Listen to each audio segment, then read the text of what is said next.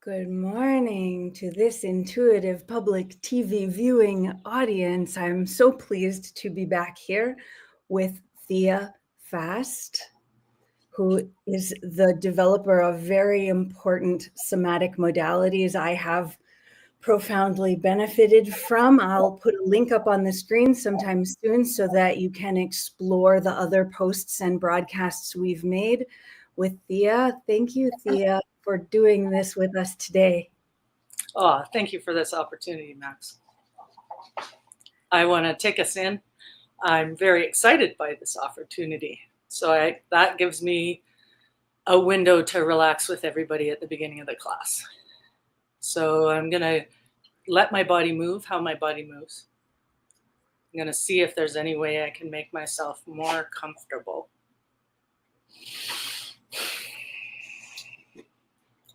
And I'm going to notice my breathing. I'm going to start with noticing my breathing. And I'm going to breathe in as I roll my back towards the floor. Gently, gently. Breathe out as I pull my hips out in front of me with my abs. Breathe in as I go back. Breathe out as I come forward using my abs. And then add the idea of centering as you breathe in. Breathe to self. Breathe to other as you come up and out. To self as you rock back. Drive down deep. Out to other. I call this my goddess pump. So I'm doing it when I'm skiing, I'm doing it when I'm riding, I'm doing when I'm just sitting and breathing on that subtle kind of underlayer when I can find it or when I think I need it. And now I'm going to bring us into oneness. And I'm going to accept that this level of thrill in my body with this experience is sensation. It's not anxiety. It's excitement. Yeah. Yeah. And that peace and calm and alignment and harmony have a lot of sensation in them. We tend to think of them as an absence of sensation. We're looking for an absence of sensation when we're looking for calm. And it's not there. The absence of sensation comes through numbness or cut off somehow, dissociation.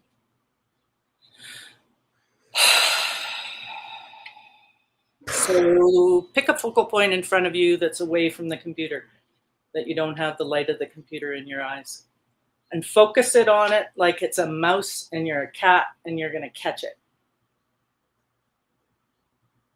And then allow your peripherals to come in, use your fingers, and go into that wide, soft vision. You can diggle your fingers at the edge of your peripheral vision. Notice that your eyes are softer now. And then breathe in. As you breathe out, let everything soften. Try and blend everything. So everything's as important as everything else. You can still see the focal point, but you can see everything around it just as well.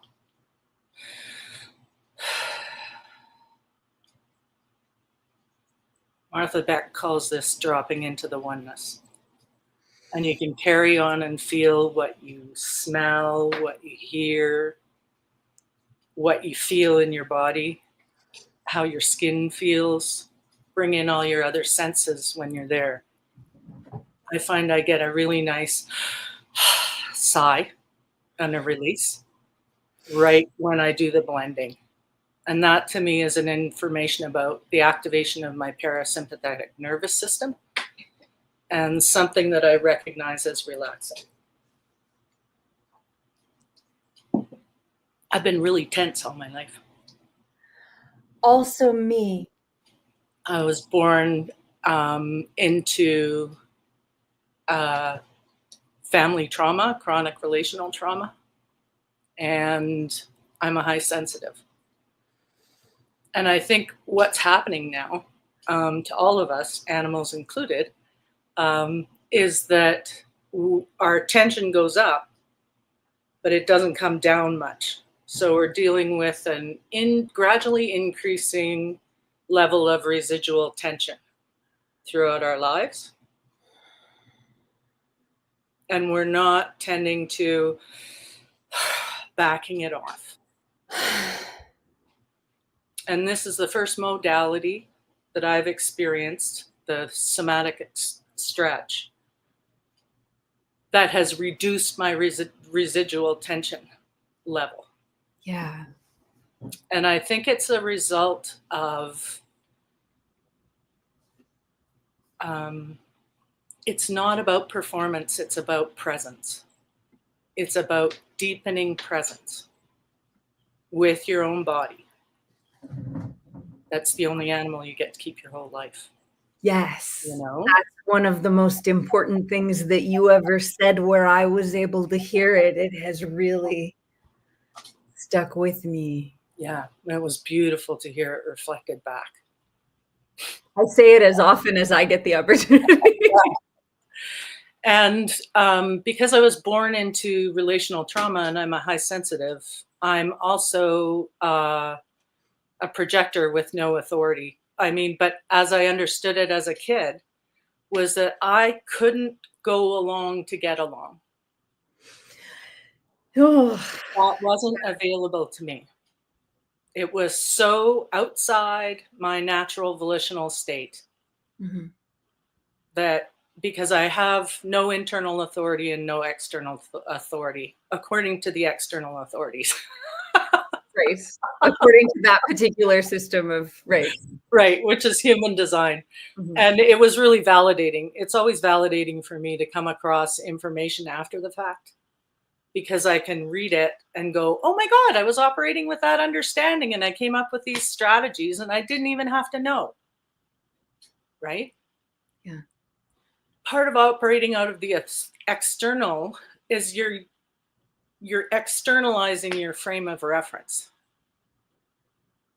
You're going, oh, here it is out here. What would I do with this? Right? If I was different. You know? Right. Instead of going, oh, what is this? Oh, that's what it is. Whoa, I'm having an experience of it and I'm orienting to the experience of it instead of resisting having it, you know? Yes. I can open to this experience, and then after the shit comes out, I can recover it and put it on my altar, and it's a fucking jewel. And this, what you're describing, and really like the breadth of your work has been so, it's been foundational. I mean, you joined us later in our process. We've been developing prowess ESO, intuitive prowess, for a lot of years. But when you brought in your work, when you and I started working together, what you have brought into intuitive prowess has been really major for me. Myself and Johanna Otigam particularly have gotten to experience your modalities, your leading of somatic practices, and your ways of processing experiences that most people don't know how to process and can't even sit with, can't even make contact with. Where we have been able, and we're continuing to be able to do work in the intuitive network that is unparalleled anywhere else, that does not exist anywhere else, to a great extent because of what you've brought in for us. Well, and that's been powerful to experience.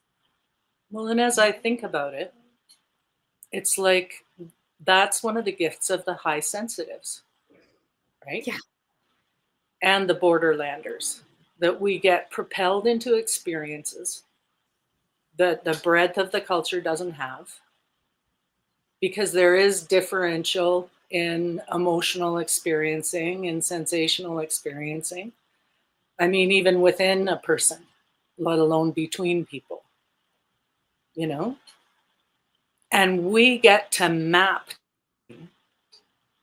that most people will never venture into because they don't have our particular systems. Yes. So they're not going to have our particular experience. But the intensity of our experience and the motivation of our life force, that's the life pump, right? That's self and other. Being able to hold both and sit in the discomfort between them and rise, right? That's Yeah. the goddess pump again. I also want to mention, because of the ways that you frame some of these things, the importance of one being able to tune into one's own experience, one's own sovereign vitality is the basis of the broader work being done in the Worldwide Intuitive Network, which we often refer to as intuitive network intelligence.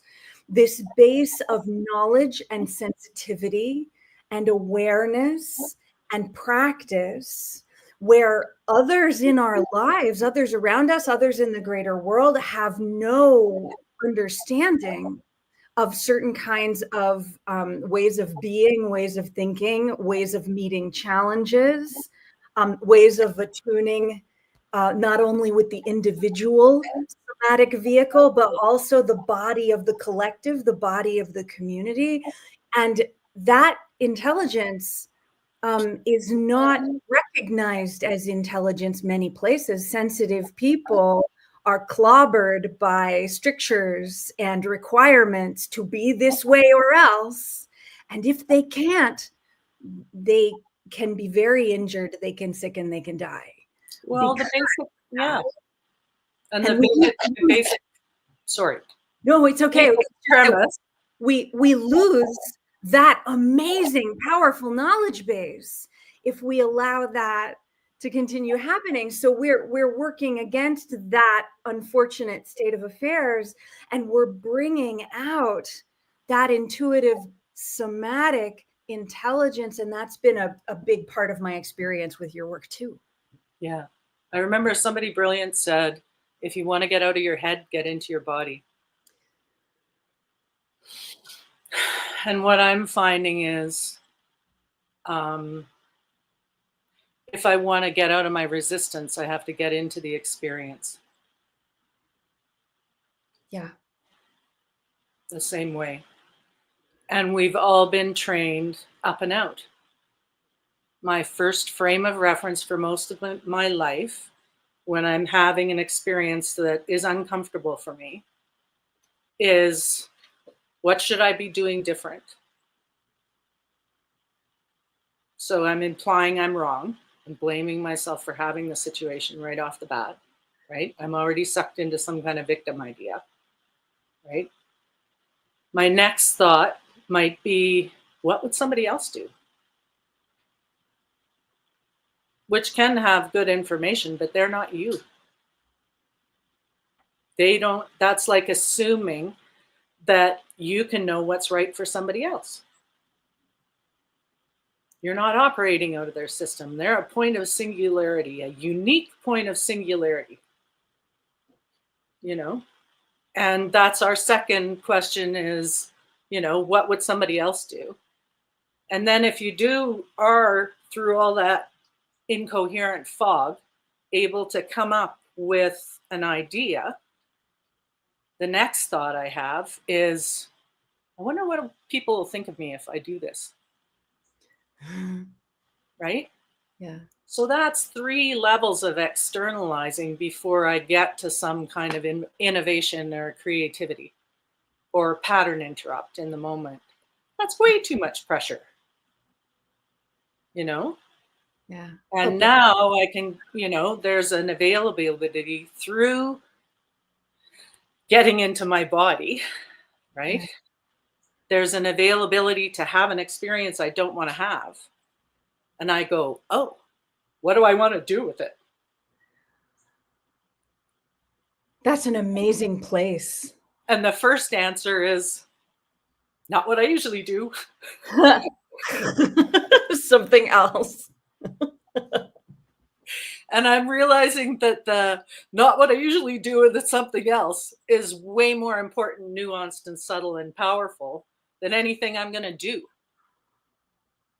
Right. And that's where awareness is the path. Right. Like if you're having an awareness, celebrate having the awareness. If you pile a bunch of expectation on top of that awareness, you're not going to have awarenesses very often. Yeah. Because you're doing aversion therapy, basically. So when you have an awareness, you need to just really celebrate having an awareness and the incredible vulnerability of learning in going, oh, fuck, I should have known that ages ago is going to come up, right? It's like a signal that you've learned something. And it's a massive place of discovery. The whole world opens up in a way that you never expected it possibly could.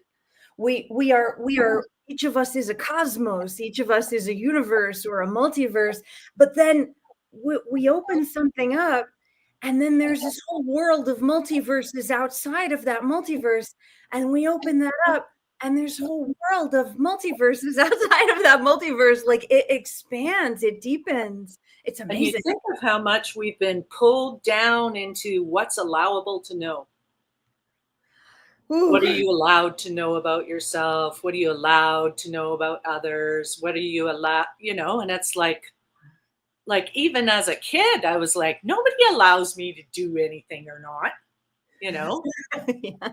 but I got caught in the, okay, then I have to fight them not to allow me. Yeah. Because I was so like, I'm this high sensitive animal being born into this highly defensive system. Yeah. Right. And I'm like, okay, I'm wired for accord and harmony, and balance and shared power. Right. Like I remember being deeply offended by my mother being unfair when I was a child. Yeah. Like I knew that and she did this. I knew that she had set me up to fail so she could take away the thing I really wanted. That she hadn't supported me in the process. Yeah. She just dictated, and then she'd come in and dictate the outcome. And Right. I'd be like 4, 3, 4, or 5, I'm in my room to clean my room. I'm playing in my room because I'm in my room and I'm 4 and I'm playing, and then this thing comes up that I don't even get to go play for the afternoon because I didn't clean while I was in there. Right. But it's like, well, where were the people brushing my teeth with me? Where were the people helping me clean my room? Where was the accompaniment? Where was the attention? Where was the attunement? Where was the doing it with me until I got enough momentum going that I could carry on my own? Right? Where were the relational supports? That's a huge part of this. That's a huge part of my experience where you have been bringing in modalities that I could actually not only participate in, but feel accompanied in. And that is very rare for people who have survived what I have survived. It's amazing the ways that has happened where it was so missing. And you provide opportunities for people practicing with you to recognize not just what you're leading them through, but to recognize themselves. Where is the leadership in the self? Where is the self-authorship? That's been huge. Thank you. I'm just going to take that in for a minute. It's been a really, really I'm recognizing it as so deeply. This is self-leadership. I'm guiding self-leadership. Yes. With people, not for people. Yeah. And it's not a performance, it's a presencing experience. So it's a totally different invitation than any other classroom. Yes. It's like, don't do or wear anything that makes you uncomfortable. Mm-hmm. Don't put yourself in any position that causes you discomfort. Mm-hmm. Play in the realm of sensation that's below the level of pain. Notice the difference between sensation and discomfort, right? And Mm-hmm. attune to sensation. I keep thinking this week, here it comes, the thought about the, in Tibetan Buddhism, the model of how things are is the monkey riding the elephant. Right. So the monkey is the conscious mind, and the elephant is what they call the unconscious, what I call the body. I don't think there's a difference between the body and the unconscious. I just think it's a whole different level of vastness of information and speed of flow. Yeah.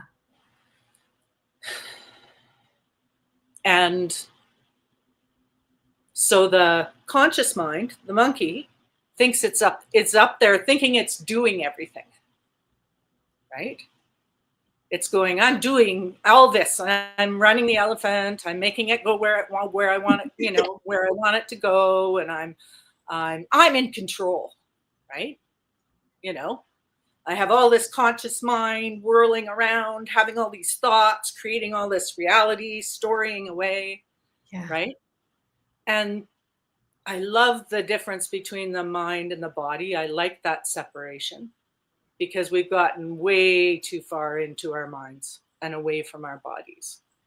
Think of what an insult it is to call someone, to say about someone that they live like an animal. Mm. Like, I don't know, that's the highest kind of praise to me in this lexicon. Yeah, I agree. So it's another inversion, right? Mm-hmm. And I think the only difference between us and animals, this is Harameyn's definition, Nassim Harameyn. Somebody asked him, what do you think the difference is between animals and humans? And he said, humans have a unique ability to separate themselves from their experience. Interesting. That's interesting.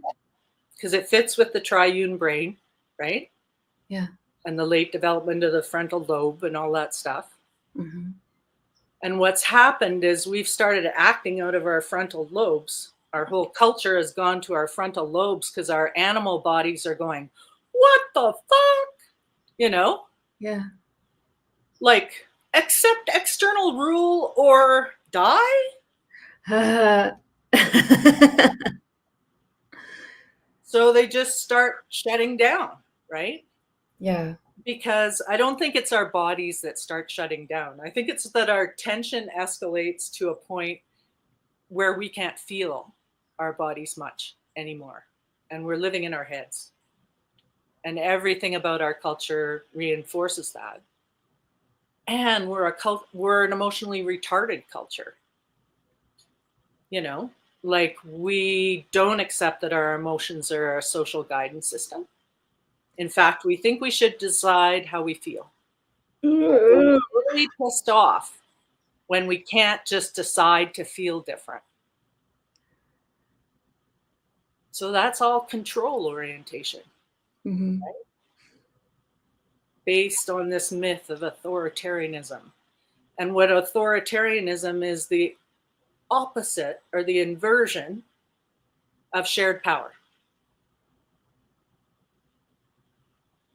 where we're functioning in the realm of influence. Yeah. Instead of authority. And how do we even know who we are or what our powers are? How do we know ourselves at all if we never explore into that space and we're only run by those external strictures? And people experience that their entire lives. They don't know anything different than that, and they end up profoundly disconnected from their own actual capacities. So I'll take a bit of a dark turn here in terms of that movie, The Golden Compass, and it was a Oh, book too. yeah, And sure. they were abducting kids and sending them into camps and separating them from their animal natures, Yeah. right? Mhm. Through MK Ultra mind control in a Yeah. different way, right? It's a Yes. beautiful metaphor, a beautifully horrible, awful, you Yeah. know, and I do believe that's kind of my story around what's being done to us. And the beautiful part is that if we're still here, we're still in a body, and our bodies know. And we've been functioning up here in the defensive coping with triggers, you know. Mhm. And when we can get out of our heads and get into our bodies, we can access a whole different way of knowing and being in the world. And we don't have to do it. It flows through us. And Harameen also had these concepts of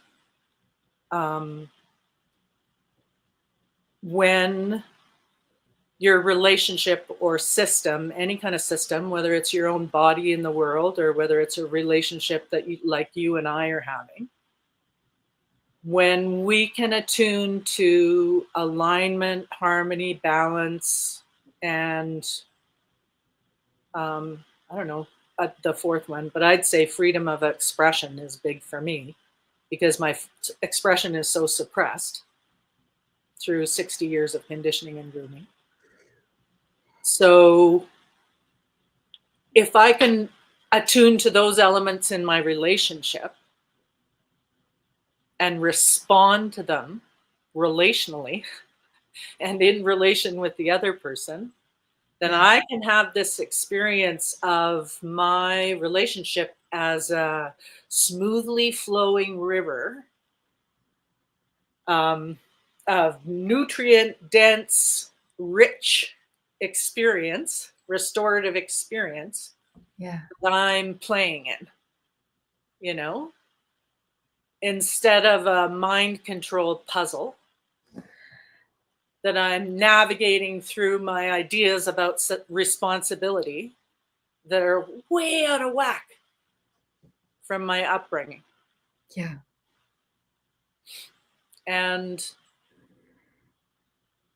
that's available. This is available to all of us. If you have a body, and maybe we're down to the last kind of 5 minutes, that I wanted to bring in the idea of, and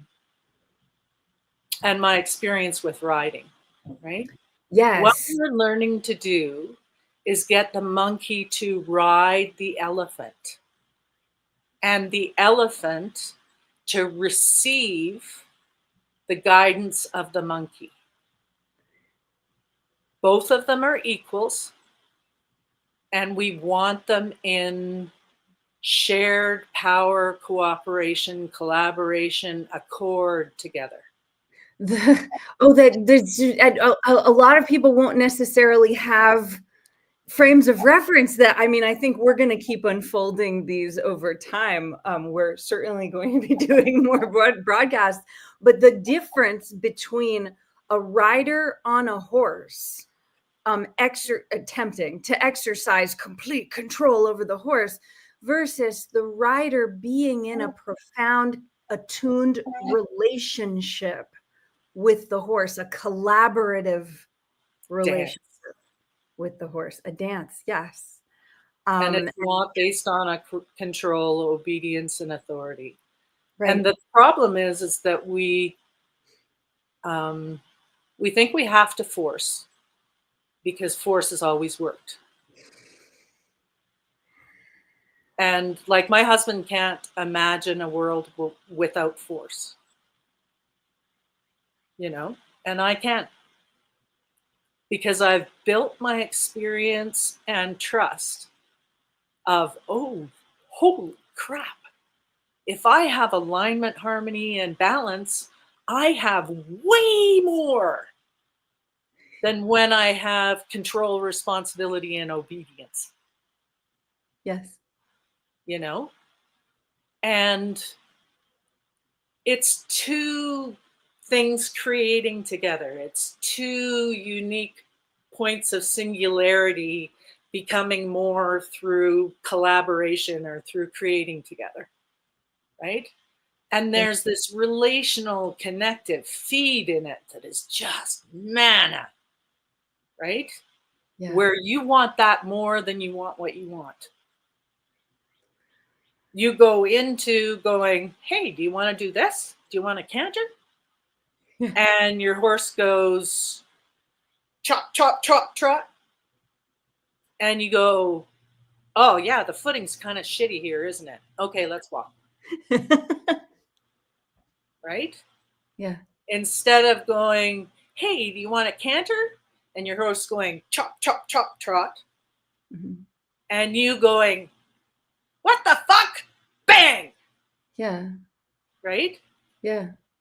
Like, both of those are fine things to do. They both get the outcome that you want. Eventually, I'm going to canter after walking when the footing's good, Mhm. and it's probably going to be a way smoother, more beautiful canter than I would get any other way, Mhm. right? Yeah. Because what I've said in that interaction is I've said, how about we do this? And you've told me, well, my footing feels iffy, right? And I've been not only am I paying attention and I'm being attuned in my request, but I'm responsive in my next request, Yeah. right? And in the broader network, we talk about relational integrity. We talk about collaborative fluency. We talk about collaborative friendship. Attempting to create verbal sigils to remember this, exactly what you're describing, because, our environments around us may likely distract us from it rather than helping us remember it. That's why we built an intuitive public radio. Right. And I'd say that when you're functioning more from your body than from your head, that you don't have to remember, your body remembers. Yeah. Right? Like this is we're always in top down processing in our world, but we got to remember that the bottom up is for me, is the place to go. And Yeah.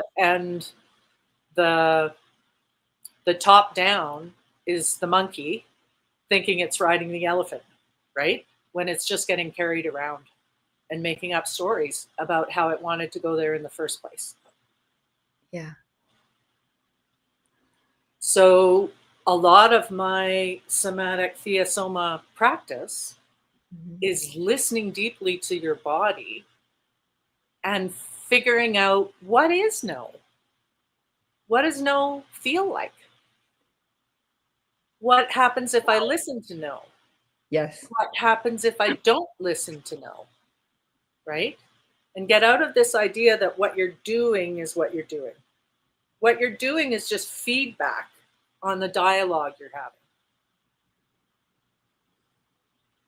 And it either contributes to deepening trust and softening and relaxing, or it contributes to an escalation of tension. Right? You're either in a tension or you're in a relaxation, right? Which is really beautiful. You can't be in both at the same time. Maybe. I don't know. I speak that like a fact. I'm just making shit up. But when you're riding, part of the level of riding, so all my life I've been motivated to have this peace, harmony, and accord in relationships, and I've been functioning in defensive systems and contributing to them in a big way, right? My Sure. own defensiveness and my own reactivity. Like it's only recently that I had the thought that, why do I think I have to do something about it when somebody treats me like shit?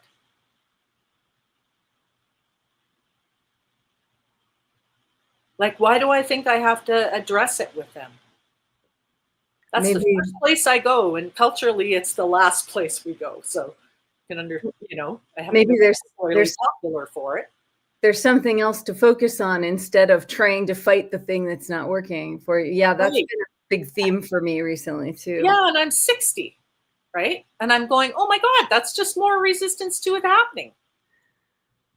It's me manifesting physically my resistance to it happening. We had a quote that went around the network, I think, just the other day, and I'm gonna paraphrase. I don't remember it exactly, but it was something like, imagine if you get a snake bite, a poisonous snake bite, and instead of focusing on your body and healing from the snake bite, you chase after the snake and try to convince it why what it did was wrong. Exactly. That's what I've been doing. 60 years later, yay! How many people don't get here? And there's the compare again, right? Sure. Yeah. There's so much this is amazing territory. So as we Yeah. go ahead. Well, I was just kind of trying to wind up, and the as you sink down into your awareness of your body, so Thea Soma practice is body riding, right? With your monkey mind. But you're committing your monkey mind to your own experience. You're having the experience for you and your body to be in accord together. And that, like building trust in that relationship, just like ours, deepens and grows and has its own momentum because it's in alignment with the universal principles. Yeah. Right? And the universal flow. So it gets that whoosh boost that takes you out of efforting and into ease. And you notice that as you stop doing things, more things get done. And you build trust with, okay, I'll let go of control here and try something else. But you build that capacity in your own body through your own experience with your own body in the Thea Soma work, or whatever you turn it into. I think it's going to be Thea, everybody's Soma work. Because it is yours. And where else do you get to have a non-performative experience of being together, deeply committed to your own presencing of your selfhood in the company of others? Like snake bite venom, antidote.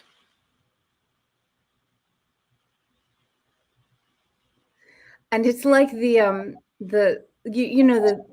centaur is one animal instead of being separate animals, and each one of us is part of a larger collective body that might be in accord as a whole animal. Not in a my one part of me is going to force this other part of me to do something. Oh, I get it. But we're in relationship with one another. Now I'm thinking of a monkey elephant centaur. And like octopuses, they're researching octopi, and they're finding that they have a different personality in each tentacle. Whoa. Wow. So they're 8. They're a community of 8. They're a collective, right? I'm going to take us way the fuck off now, because I was walking outside with my friend when I was on an acid trip in high school. Going, where do all the things go once they're gone? Like, where do the words go once they're spoken? And like, the wetties out of the dryer, you can kind of figure those out, water evaporates.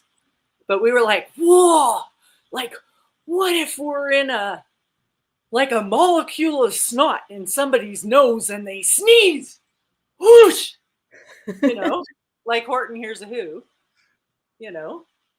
And then we're on the clear vision course together, and I'm listening to Anaya talk about how our eyes have different personalities, and we can get to know them. And I know my right arm likes different things than my left arm. Like, I just wonder. But meanwhile, I'm having this gorgeous experience by rooting in my body, of my body opening up to me like a flower and playing with me like a cat or a dog or a kitten or a puppy. And I'm rewiring my amygdala from fear to the inversion, pleasure and joy. And instead of being oriented to what's scary and dangerous in my life, I'm becoming oriented to what's pleasurable and joyful in my life. That's the best. When the less than that comes up, I can go, oh, what do I want to do with you? Something different. Yeah. And it's so light and it's so playful and it's so inspired by a place other than mind. Like even mind and body in union together, or mind and body in accord together, you know, is so different. It seems to me a lot that it's like it's the mind, it's the mind of the universe that is very different than the mind that we've been taught is just in your head. It's the cosmic mind, which is fundamentally embodied in a way we were never taught about originally. And so words mean all of these different Well, things. even the idea that we have to be taught about it, right? Like, how fucking ridiculous is that? Like, you can learn stuff. I learned how to ski jor with my dog this winter, right? Yeah. And I didn't need to be taught. I mean, I have a vast body of experience, to operate out of. I probably would have needed help if I was in my 20s and going to try it, but I don't know. I had a way easy, I could run roughshod over my body a lot more in my 20s than I can in my 60s now, But it's like, if we don't need to be taught, then what are teachers? Like, it's that unlearning, like you want to facilitate other people's learning. You don't want to teach them. Well, we're also like the best teachers are learning with the other learners. Well, or the best teacher is your own experience. Mm-hmm. So I'm offering people an experience of framing a container for accord within their system between monkey mind and elephant body, where they get to enjoy playing together. I've got a little field on the floor where my body and my mind can play in accord together. And my mind can lead because it's the one who has ideas and thoughts, right? Mm-hmm. And because it has the creative ability for let's try this, right? That's the gift it offers.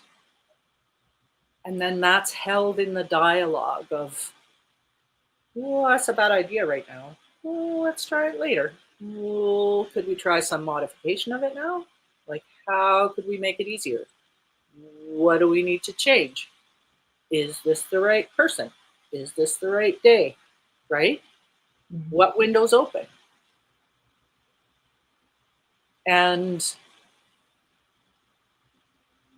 we play that in our body, and then we watch it move out into the world and change everything.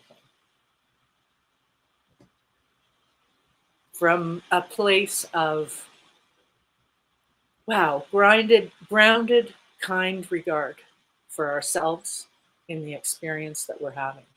And I don't wonder if that isn't the deepest part of it all. Is, for me, maintaining an attitude of kind regard towards myself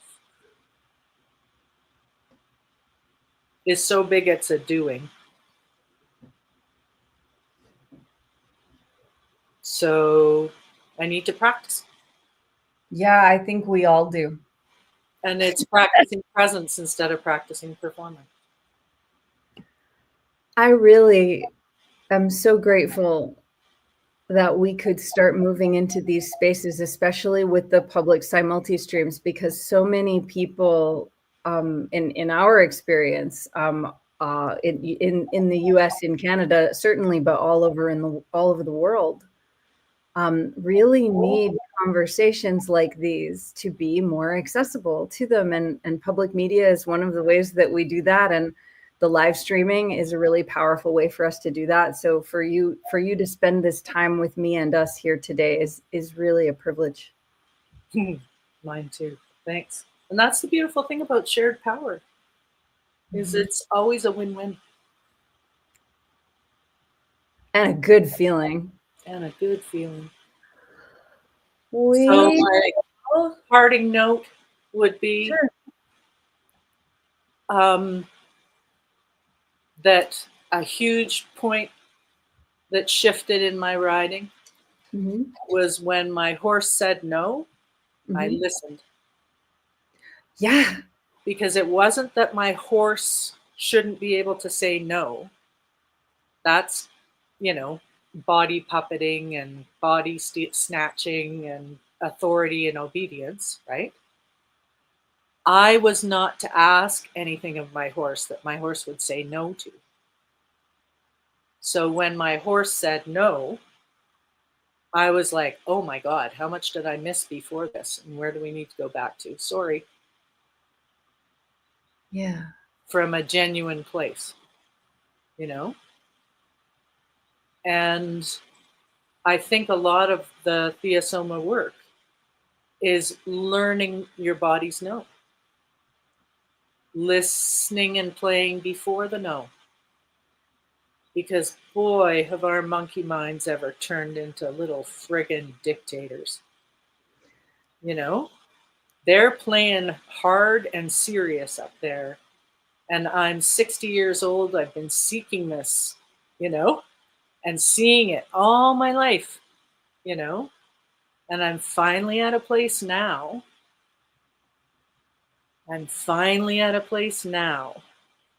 Where I can relax enough in order to have an experience instead of panicking at the overburden of it existing in the first place.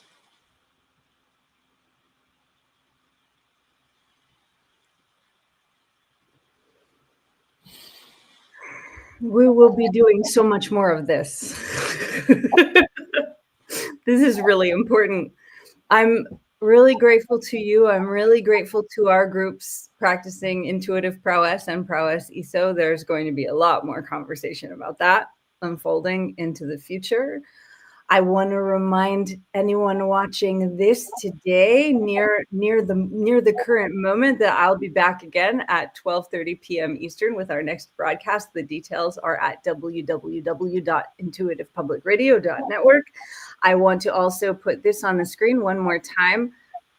/T/Thea Fast is our tag page with our other posts with what Thea and I have talked about over time. And there's so much more of that coming too, because so much of it has happened in the private network. We are having an amazing set of experiences in our private groups. And I'll wrap up this second of 3 broadcasts today. Actually, that's amazing. Thank you to everyone for joining us, and we'll see you again soon. Thea, I'll see you again soon. Thank you, everyone, for listening. And thanks for this opportunity to share my experience with you. Really appreciate it. Blessings and gratitude.